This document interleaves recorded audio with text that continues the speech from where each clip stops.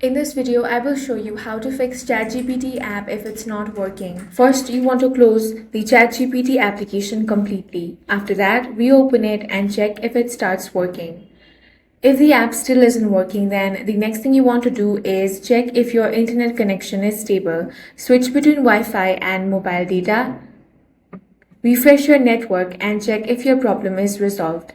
Next, you want to update the app to the latest version. For that, head over to Play Store or App Store, tap on the search bar and here search ChatGPT. If you find the update option, tap on that and update the app to the latest version. Next, you want to check if there is any server outage. For that, open up any web browser. Here, you want to type ChatGPT status. Or you can also type in OpenAI status. Now head over to status.openai.com. Here check if there is any server outage. If there is, you simply want to wait until they fix it.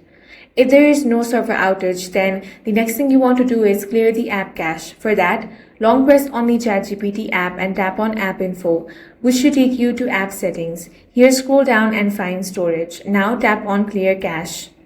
If that doesn't fix your issue, you want to uninstall the application, then reinstall it again from Play Store or App Store. That's all for this video. If you found it useful, make sure to hit the like button and subscribe for more videos like this.